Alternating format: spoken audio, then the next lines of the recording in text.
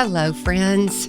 Welcome to episode 122 of Rambling Through Everyday Life with Fran and Angela. My name is Fran, and I am one of the co-hosts for this podcast. This week, y'all, is a lot of fun.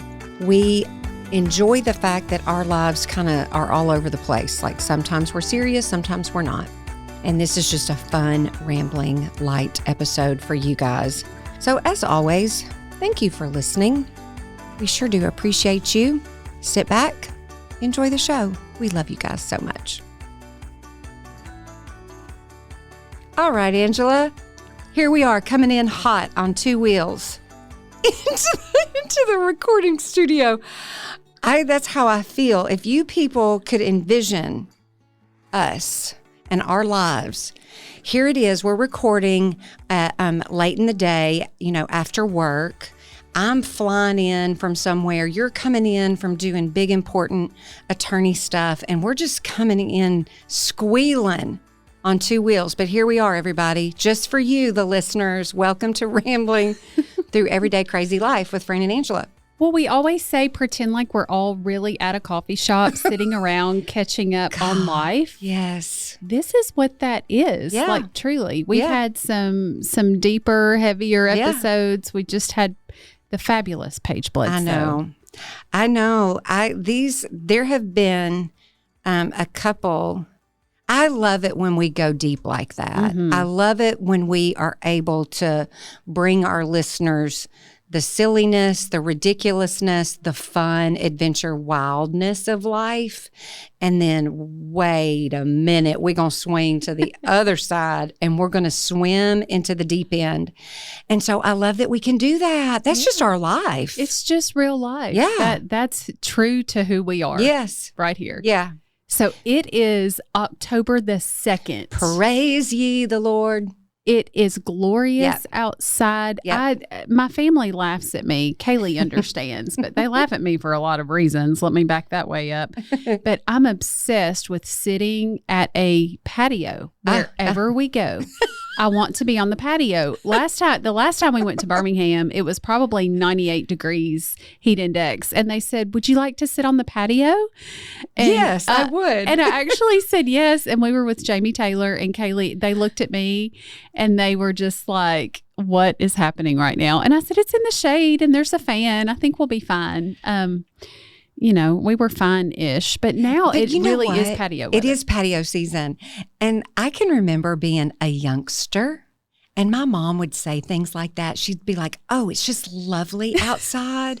We would like to sit outside. And I would think, oh my gosh, what is it? Something happens. I think for me personally, or at least what I attribute it to is that I'm inside all the time under these fluorescent lights in these offices and I want fresh air. Yeah.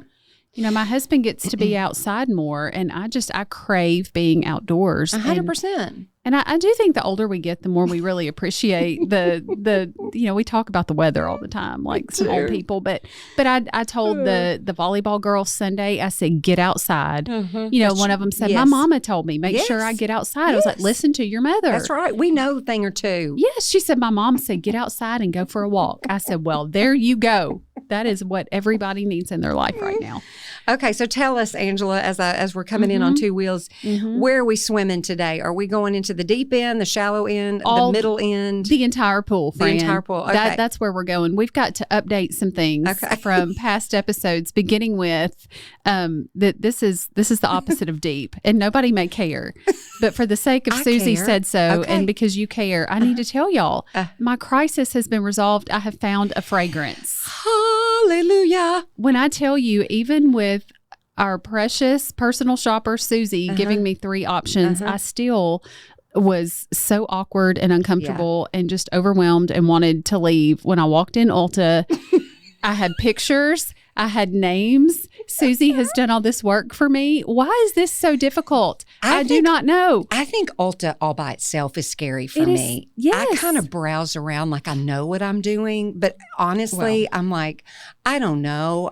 I'm terrified. And to top it off, my precious 15-year-old son was with me, and I convinced him that he should come, find him some new cologne while we're in there. Okay. So then, Cole is so great. He just goes along along with whatever. Yeah. And Cole's as awkward as we're just both like, can we please just wrap this up? But then here's what's crazy about perfume. It smells one way in the bottle. It smells another way when you spray it on that little piece of paper. Then everything smells like the exact same thing. And I got teary eyes and burning nose, and you're sniffing the coffee beans to clear your nose palate. And then your body chemistry mixes differently with different things. And I'm like, well, that's not what it smelled like a minute ago. And then you'll spray it and think, well, that's not enough. And then you spray it twice and then you're knocking people out with so. And you've spent $74 million on a bottle that you either love or you're having to like reapply, because for me, I'd love to know the science behind it. But like I can spray on whatever it is I'm wearing, and then by the time I walk out the door or arrive where I'm going, it's like I don't even smell it anymore. And then you think, am I just immune to it and I'm knocking people out with the strength of it? Or do I need one more squirt? What is going on here? I don't know. So anyway, I have found some Chanel. I think it's called Change. It's either Change or Chance. Isn't that terrible? Change or chance? Yeah. Those are two different words. Those are two totally different words. It's Chanel something and it smells amazing. I'm going to go with Chance. Well, that sounds fancy. I don't know what it is. Change sounds like, is it pocket change? Is it a change of seasons? It's a change of fragrance. That's what it is. It's chance. What did you say? I said chance. It's chance. Chance just sounds like listen to the description. Okay. Are you ready for this? I don't know who writes the ad campaigns for these people. I want their job. For real. Cluck would be all over this. Yes. Okay, you ready for the Chanel Change? Energizing and joyful. Sparkling and zesty. Well, there you have it, folks. There you are. If you want to know who Angela Snyder is, then she's sparkly and zesty. Zesty. And whatever else was thrown in there. I have done a 360 from 2 podcast episodes ago when I was over here crying in my Cheerios. Yeah. So life is better. I hope it works for you. You're going to have to give us you've got to tell me. Do I smell good? You don't know. I'm across the room. I don't smell it right now. Well, the good thing is you don't smell it right now. I'm not knocking you out with my Chanel. Well, and then, okay, we can end this. I could say lots of stupid stuff, but yeah. Okay. Well, good for you. I also, two episodes ago when I was struggling, I was struggle bus big time. I had canceled my manicure pedicure. I noticed. I was in an emotional crisis. I see what you're doing here. I have my fall color. We'll have to put this on stories because it's so I love it. Cute. It's like a purpley brown. The names kill me every time. This is called, you ready for it? Oxblood. I'm sorry. That is not the color that I used last year, but it looks just like it. It does, but Oxblood. Will you take a picture of your hand right now so that we can share it in stories? Because this brown purpley color is my absolute favorite. It really? I'm not in this picture, Emma. you're going to be in the picture. Smile, friend. Cheese. Yeah. Okay. Yes. Oxblood will be in stories. What the heck is Oxblood? All I can think of, it's October, Halloween, Oxblood. That'll help me remember what I've done. Okay, there you go. So, okay. I love it. It's the best. Before we go any further, I want you to talk for just a minute about your brand new podcast. Oh. It's awesome. Oh. It is awesome. You have launched into podcast stratosphere, Miss Professional Podcaster. No. And it is awesome, and the people need to know about it because we love Union University. We love you. We love Cluck. We love Dr. Dub. He was a guest in the most recent episode that I heard. Just tell us what's going on. Okay, quickly. Ted Cluck is absolutely brilliant. Ted is one of those people here on campus that if you don't know him and you happen to run into him or see him from a distance, also Ted is married to KK, who we've done Cooking with KK. Okay, so if you've listened for a while, let's make that connection. Ted belongs with KK. They are two of my most favorite people. I wish that we could, hang out with them every other weekend. I would just show up on their doorstep, let her cook for us, and we sit around and have the absolute best conversation because that's the type of people that they are. But Ted, when you see him, he's just got this look about him. A lot of times it's his glasses. The rims are a color and they're significant in the way that they look. He might have some kind of hat on. He's just a really neat looking guy. He has a vibe. He has a vibe, and he's not like your suit and tie kind of professor that you might imagine in your head. And so you're immediately like, who's that guy? What does he do?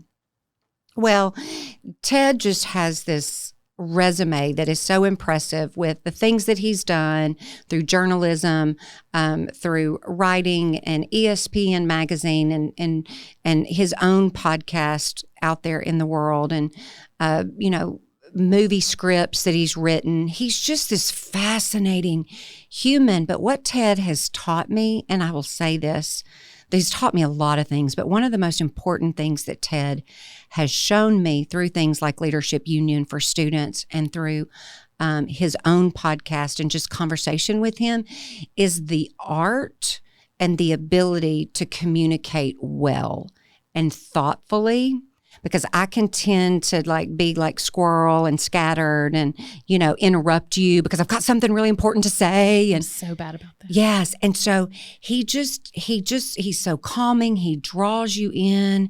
He uses these lovely words that aren't intimidating, but you're like, I can speak like you, Ted.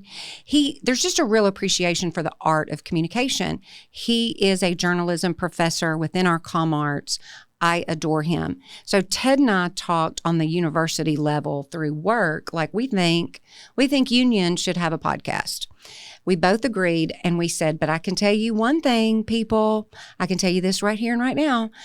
Just me as an average Joe, take myself out of the university setting. I will not listen to a higher ed podcast that is just so boring. And let's talk about what's happening in higher ed. I will pull my eyeballs out. Womp, womp. Womp, womp, womp. Well, your podcast is the opposite of that. I will just say. So I'm loving it. You're very kind. We agreed that it would be fun and informative with a variety of guests and stories where Union is always a part of the story, but it might not always be the upfront, loud voice of the story. And so we've mapped out good guests to where there is just a conversation. It's called Let's Talk About That, a Union University podcast. So if you are interested in Christian higher ed, if you have high school students and you're just thinking about college, it doesn't even have to be about Union. It's just interesting because of the guests that we have. We release every other week.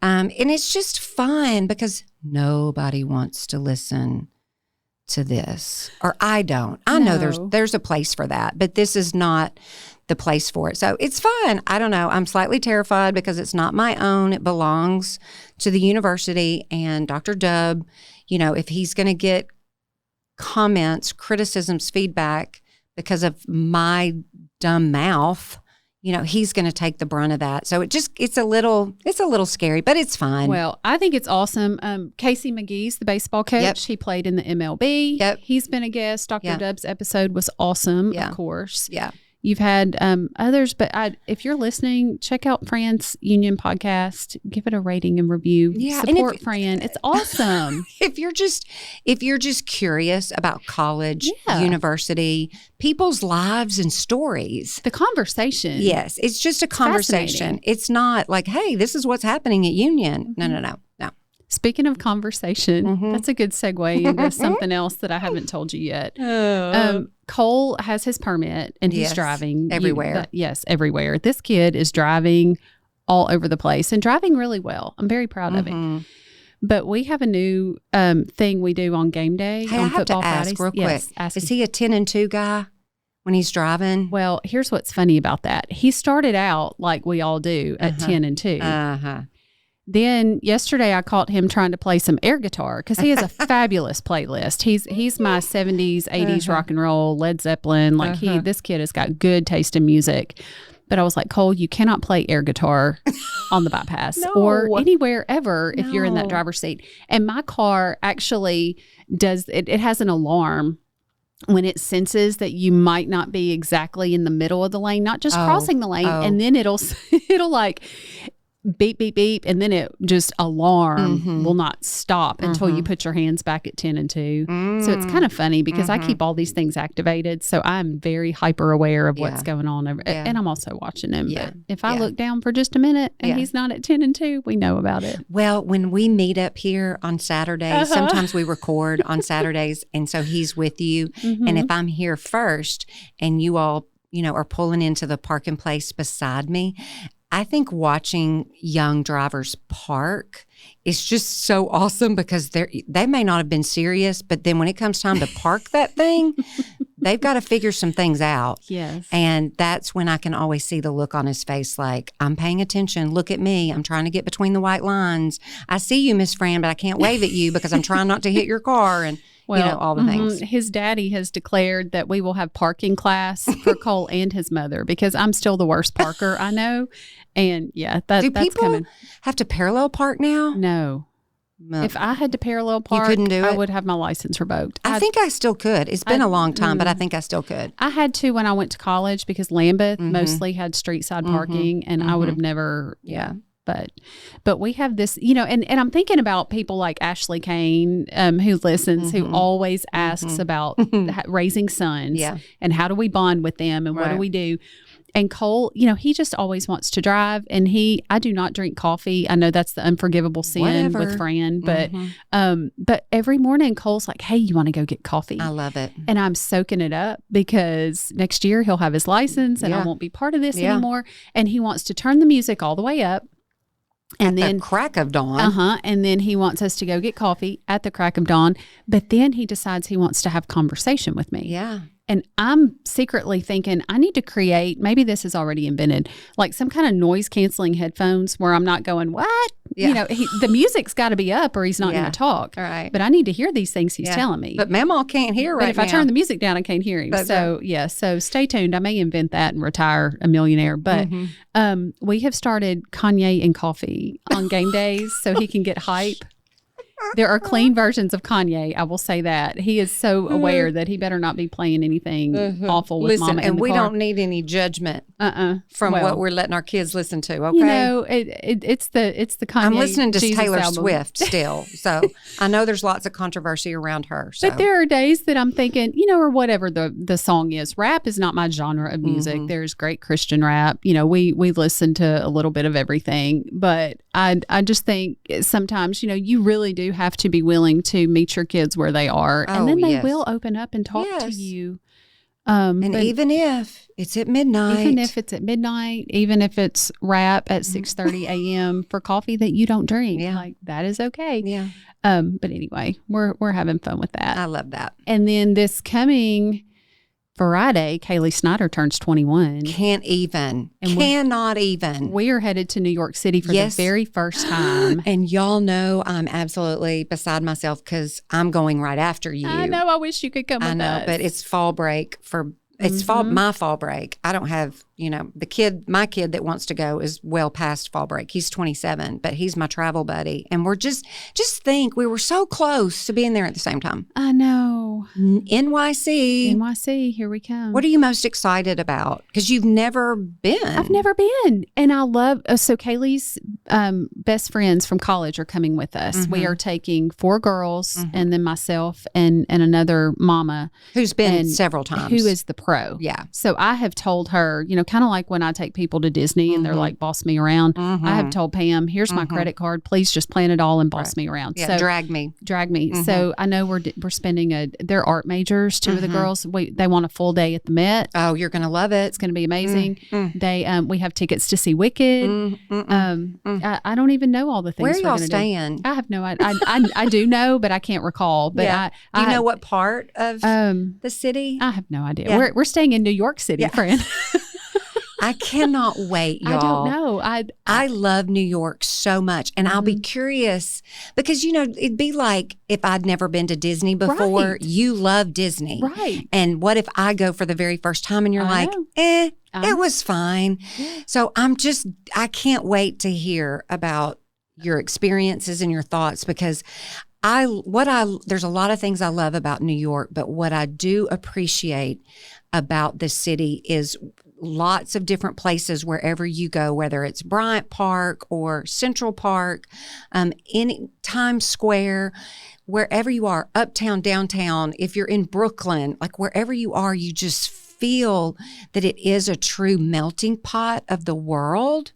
And like, Angela, you've got to make sure that when you all go that, I just think as an attorney, you would love to see certain things, even, and I know that this isn't fall into the attorney world, but just like, even if y'all could just run down to the financial district, the stock exchange, see all that stuff that you just like, oh yeah, New York is the most powerful city in the world. And what's taking place there is so significant to the rest of the world. It blows your mind. It does. You kind of forget, like, oh, this is the New York Stock Exchange. This is real. You need to see, the Supreme Court. You need to see some things that you just go, this is pretty incredible. I love New York. I can't wait. I can't wait. And if you don't love it, please don't tell me. No, we're going to love it. Well, we're not going to take a deep dive into your new job, but because just tell briefly what your new job kind of is, because that ties into a conversation we had that was kind of fun about what we majored in, or what we wish we'd majored in, or what. We have some conversations during the week, and I'm like, hold on, let's talk about that on the podcast. Okay, so at Union, I've been here for 10 years, and most of those years have been in the admissions world. So I was the person that I was responsible for a team of students that worked for me, hiring them, training them, developing them to be the student leaders within the admissions office that they needed to be. And then I created the campus visit experience for prospective families. So that would be on just the daily personal level, all the way to bigger events that, scattered all throughout the year. So it was just constant work. And let me say this, until I went on a college visit with my child, I had zero awareness of all the work that goes into that. We left a visit, and I was so tired I had to take a 2-hour nap. And I thought, Fran does this over and over again. Yeah. And so I've done that for a long time. And then this last year, I knew that the Lord was, just asking me to step down and step away. And it was even, strange, because I loved what I did. And I still love that role. I was good at it. I can say that in confidence and humility, but it was just because I've done it for a while. And I knew that I had developed something really to be proud of. But so when the Lord calls you to step out of something like that, that's a bizarre thing. You're like, really? Okay. And I've learned over the years when the Lord asks you to do something, you need to be obedient, because we've said many times there's a consequence for your obedience and there's a consequence for your disobedience that doesn't just involve you. There's other people involved in that consequence. So I knew that I needed to step down, and I have moved from a position where I was, working with and alongside a team of, 35. By the time you put in the student workers and then our office, 35 people, to a team of 3. Wow. And big change. And we could talk about change and transitions and identity and all of that, but we won't. But so instead of being on the recruiting side, being a voice that is a part of that process, now I'm more of a process for the launch of students, as well as making sure and hoping, working toward creating, developing, strengthening relationships that employers have with the university. Because not only do we want our students, you want your student to be equipped, yes, with a degree, but also just skills and opportunities, whether that's an internship, jobs, whatever. But you want to launch them well, but at the same time, you want every employer to want your student because not only do they have the degree, but there's a multitude of things that set them apart from the other candidates that are trying to get that same job. So it's now I'm focused more on the exit side as well as the employer relations side instead of the incoming side. So it's familiar work. It's just different, but I absolutely love it. Well, it's a perfect fit because you are constantly speaking into this is your calling, this is your purpose, this is your passion. How do you take next steps into what God's called you to be? Right. And then getting to do that to businesses. Like this is who we are as a university. Yeah. Like I'm familiar with that and able to do that. So the transition from like a work standpoint hasn't been hard. The identity piece has been has had its moments. I'm much better now than I was, but change is change, but change can be hard, but it's also wonderful and good, and we don't need to be afraid of it, especially when the Lord's calling you to it. So when we were having some of this conversation last week, my brain just always goes crazy places. So one of the places it went to was, do you remember the first job you ever had when you were young? Like as a teenager? Yes, like very first paycheck. Oh, yeah. What was that? Listen, have we not talked about this? I don't know. Have we? I don't know. If we have, nobody remembers anyway. I don't. For sure. I was a waitress. We didn't call them servers back in the day. Okay. Like I was a waitress at a Mexican restaurant. And we have not talked about this. We haven't? No. And so. Did you wear a sombrero? I don't think so, but I do remember it being an all black outfit. Okay. And I made good tips. You know, I loved that you could make good, quick money over a weekend. But I honestly believe that that's where I learned and appreciated good hospitality, which has made me good in the job that I do here at Union. I love to create an opportunity or an experience that is valuable to you and your time. There are so many ways we could go with that. I mean, nothing is wasted, first of all. Not a thing. But my first job was like the stepchild experience compared to your first job. What'd you do? My first job was at Sonic by the mall when they first opened. My mother, and I thought I was making $80,000 a year. I was so happy to be, minimum wage was probably $4.25 an hour. And I thought, I am rich. I think I got 20 hours on my first paycheck, and I couldn't wait to walk across the parking lot and go spend it at the Old Hickory Mall. Yeah. But my mother said two things. She said, do not, under any circumstances, let them put you on roller skates because you are a liability. You are clumsy. You will break something.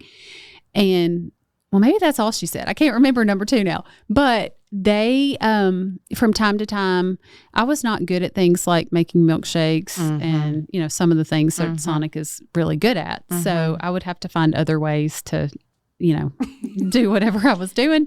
So I love to talk. So I love to work the speaker and take orders. But one day my manager... I'd like to do that right now. Oh, it's so fun. Wouldn't that be fun if you're just like, hey, can I just come...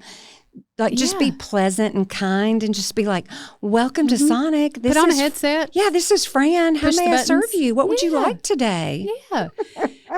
One time, and Carl and I were dating way back then. I was 16 years old. But he would say, well, there's no telling how many millions of dollars he spent at Sonic on the weekend just hanging out, waiting on me to get off work. But he would say, can you have Angela bring out my order? Oh. And one time it sounded to the person on the speaker like, can you have the manager bring out my order? And my manager was like, well, why does he want me to come to his truck? That's awesome. But the manager one time walked in and he said, I need 3 volunteers. And I was like, me? Get me out of here. So he had me put on this milkshake costume, and I had to go stand at Highland and wave to people in a milkshake. No, ma'am. Then it gets worse.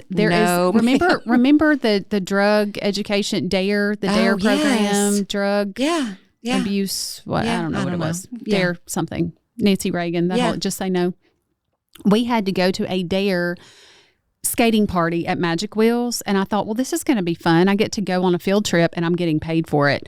Just imagine every third grader running up and trying to knock down the milkshake. No. Are you in skates? No. You just were but on I was like in a costume. on the carpet. I was a milkshake and couldn't see people coming at me. No. So, No. Anyway, yeah. No, if you made me wear a costume and stand on the corner, or even not even in a costume, but just like stand out there and hold up a sign, I'm so insecure. I would just, well, I guess I could maybe do it in a costume because you're hidden. They did put a bow That's on my right. straw, so they knew I was a girl. So I could hide there. You could hide. But oh my gosh. Well, if you could. I don't want people looking at me and honking and waving or whatever. I was hidden. Yeah. Otherwise, I would feel the same way. Yeah. If you could redo college, like choosing a major, if you had it to do over again, would you choose a different route? What would you do instead? I wanted to go to physical therapy school. Really? Yes. We've never talked about these things. So I got my degree at Arkansas State. It was called exercise physiology. Oh. And that was the route that you went to go to PT school. And so instead of applying to PT school, I started my master's thinking that I wasn't sure what I was going to do, but I had a couple of different options, I guess I thought at the time. So I got through a semester of grad school and then met Chip and said, well, the heck with all that. I'll just, get married. And that's what I did. And I wouldn't trade any of that for anything. But as I've grown and maneuvered through probably the most significant roles of my adult life would be when I was in ministry at a church, when I was director of children's ministry at a church for, 5 years or so. And then, kind of transitioned into some leadership roles in women's ministry. And then now here at Union, and I consider this ministry, I really do think, no, I would not have gotten a degree in ministry, but I have such a love. You're not going to be shocked. We kind of talked about this. I have such a love for people and coming alongside people in difficult seasons. So I think I would, if I knew then what I know now, I probably would have gone into social work or counseling, something like that. That's for sure. And I'm not saying that I talked about that last night with my counselor, just some like, what do you think? And I don't know, we threw around some things. So I would definitely consider that. What about you? You wouldn't be a lawyer? I think two things before I answer that real quick. I think that it's interesting to see how, if it's your profession or not, God put that in you and you're using it because you counsel people on a daily basis. Yeah. It's just cool to see. I think if I enjoy being an attorney. I don't enjoy everything about it, but I enjoy a lot of things about it. But I think I would have majored in psychology instead of business. We should all major in psychology. Because I constantly, I'm playing psychologist, and then I ask people like Paige, hey, am I right? am I assessing this person incorrectly? Right. But I've learned so much about people in psychology. I do wish I'd majored in that, I think. That would be, and nobody ever said, you're going to law school, major in psychology. Right. It was always political science. Right. And that's business. And I said that to you. Does it matter what you major in when you go to law school? They just want a degree? I don't know that it matters. Now, I'm not in admissions in a law school, so don't quote me on this if you're listening. Do not take my word for it. But I knew people from every kind of background. You just have to, you take the LSAT. You take the LSAT and have a college degree. And you have to score something on the LSAT. And I don't even remember the range. I have repressed all those traumatic memories. Yeah. That was a hard time. Yeah. Well, I think, we always talk about being humble and teachable and being flexible and being obedient and open to what God has. And you never know what's next. I think you don't just jump into a major or a career and you're locked in. Yeah. You just got to hold things loosely. Well, and if you have a college student or a high school student, listen to me say this. I think that our generation, like if you're in your 40s, most parents launching children into college are somewhere in their 40s. A lot of times, if you in your 40s have a college degree, at that time you got a degree and then went and worked that degree. Okay, so if you got a marketing degree, that meant you went into marketing. And so a lot of times we've talked about this before with just the college, the journey in general, is that it's not just a linear straight path. It can go left, right, up, down, and that's perfectly fine. If your child majors in something and you're sitting there going, I don't know what you're going to do with that degree, then that's okay. The Lord will use all of that experience in and out of the classroom to help them think differently. I love to use English. I'm not great at talking about this because that was not my major. But if you majored in English, but yet you don't want to be a teacher, a lot of parents could go, what in the world are you going to do with an English degree? But what you're doing is you're learning, if you're a Christian and you're viewing life as ministry, then you're able to appreciate stories and narratives and listening and just helping not just yourself, but people see their life as a story. And this is how we view it. And if you're an English major, I can promise you are very well spoken. You speak well. You're just you're a different animal than somebody like me. I clearly was not an English major. But everything matters. Nothing is wasted. A plus B, yes, always equals C. But as you just think about your life or your kid's life, like it's okay if things just don't go or look the way you think they should go. Just trust the Lord with their ability to have the right conversations on campus, to bring it before the Lord, to discern what am I doing with my life? Because I was a waitress at 16, went and got a degree that I've done nothing with. However, it wasn't wasted. All those experiences are being poured and making you who you are today. Well, we make our plans, but the Lord determines our steps. That's right. Okay. Did you want to read something as we wrap up, Angela? We were talking about Philippians. Yes. Do you want to read that? Do you want me to read it? Yes, I do. I want you to pull up Philippians 2 because we've talked a lot lately about get out of your head. We're talking about that on Wednesday nights with the volleyball team, and it is so rich and so good and so helpful. Just good, beautiful reminders. Yeah. Such a good way to. Is there a particular, what translation do you want me to read? ESV or Amplified may be too many words. Okay, I'll read the ESV. Read the ESV. All of Philippians 2? Or just whatever sounds like we need it the most. Okay. It's all good, but you decide. This is a lovely way to end this podcast. So thanks, everybody, for listening. Here is Philippians 2. I will read it over us all. How about that? Okay. So if there is any encouragement in Christ, any comfort from love, any participation in the Spirit, any affection and sympathy, complete my joy by being of the same mind, having the same love, being in full accord and of one mind. Verse 3, we know and love this part so much. Do nothing from selfish ambition or conceit, but in humility count others more significant than yourselves. Let each of you look not only to his own interest, but also to the interest of others.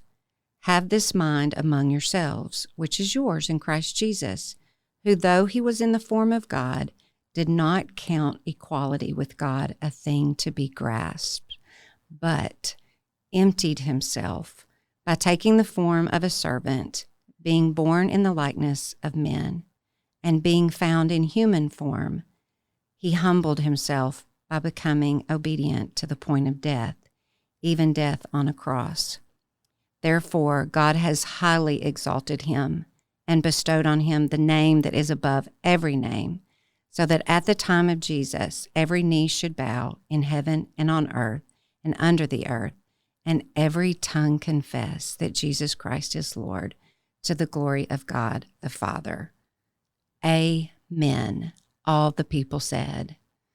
All right, everybody. Thanks for listening to this episode of Rambling Through Everyday Life with Fran and Angela. Y'all have a great day. Thanks so much for listening to this week's episode of Rambling Through Everyday Life. If you've been listening to our show for a while, you know how much we love Union University. You know that we record this podcast on the campus here in the library. And if you are a parent of a high school student and you would like more information about Union, I would love to help you out. Just send me an email that can be found in the show notes, and I'm happy to help. Or if you're one step ahead of that and you're interested in applying to Union, we have a fee waiver code for you. You just simply plug it in the application and you will not have to pay the application fee. And that fee waiver code is in all caps. You're going to type the word TALK, TALK, all caps. All right, you guys, have a fantastic week. We love you so much. Thanks always for listening.